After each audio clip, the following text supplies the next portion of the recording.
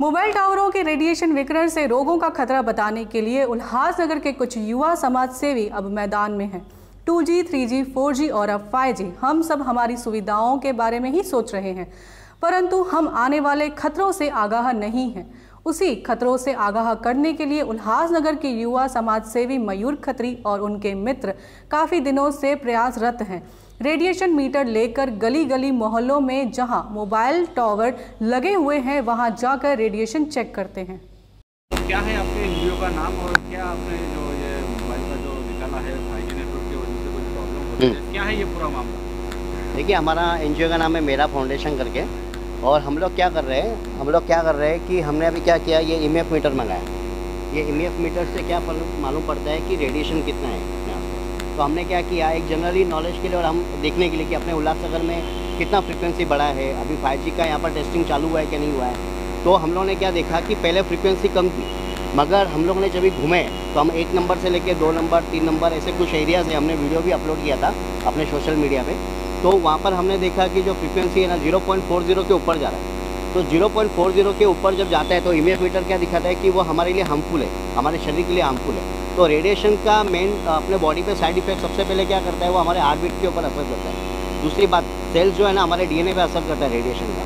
तो अगर हमारे सेल्स के अनवांटेड तरीके से बनना शुरू होते हैं तो वो कैंसर होने के चांसेस बहुत बढ़ जाते हैं। तो आप देखोगे कि जितने भी अभी जो रेडिएशन के कारण है, जितने भी अभी पेशेंट बढ़ने वाले हैं फ्यूचर में कैंसर के, वो मोस्टली रेडिएशन के कारण होंगे। तो अभी क्या हुआ, हम लोग घूमे अननेसेसरी तरफ पे हम लोगों ने सब देखना शुरू किया, अपने घर पे देखा, सब जगह पे देखा, तो रेडिएशन बहुत बड़ा हुआ है। मतलब फ्रीक्वेंसी जो लेवल है वो 0.40 से लेकर के 10 तक जा रहा है। 10 तक यानी 1000 गुना 2000 गुना ज़्यादा।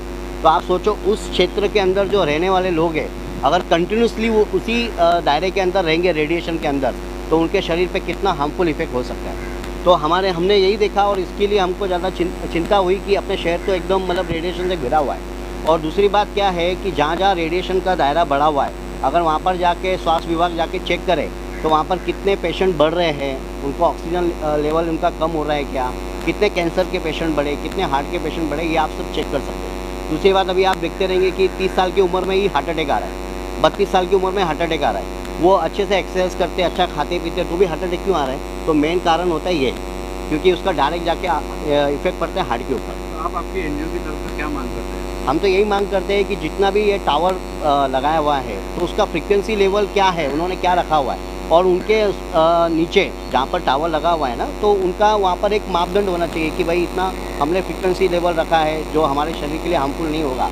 तो वहाँ के जो रहवासी है उनको पता होना चाहिए कि रेडिएशन का एक लेवल क्या होता है। कितने लोगों को पता ही नहीं है कि रेडिएशन का कितने लेवल तक जाके हार्मफुल होता है, वो कितने लोगों को पता ही नहीं है कि रेडिएशन कितना निकलता है। अभी हम अपना मोबाइल भी चेक करेंगे ना, तो उसमें ये फ्रीक्वेंसी बढ़ने के कारण क्या होता है कि हमारे घर पे भी जितने भी अप्लायंसेज है, जैसे अपना फ्रीज़ है, ओवन है, आप उसको भी अगर EMF मीटर से चेक करते हो तो आप देखोगे कि रेडिएशन बढ़ गया है। तो अगर हम उसी के घर के अंदर रह रहे हैं और वो रेडिएशन बढ़ गया तो आगे जाके फिर हमारे शरीर के लिए बहुत हार्मफुल इफेक्ट है उसका, ऐसा है। तो हम तो यही मांग करेंगे कि भाई जो टावर लगे हुए हैं तो उसका फ्रीक्वेंसी लेवल क्या है, उसकी जानकारी सब तक पहुँचना चाहिए कि भाई ये इतना लेवल है, ये हमारे लिए सेफ़ है, ये जानकारी सबको मिलनी चाहिए। और मैं सबको मांग करूंगा कि जितने भी पढ़े लिखे हैं और जो भी एक सोसाइटी में रहते हैं, ऐसा एक EMF मीटर मंगा लो।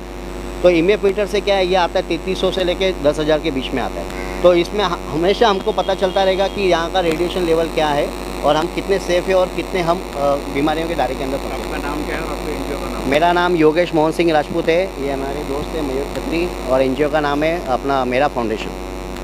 कोणार्क, अपना शहर अपनी बात।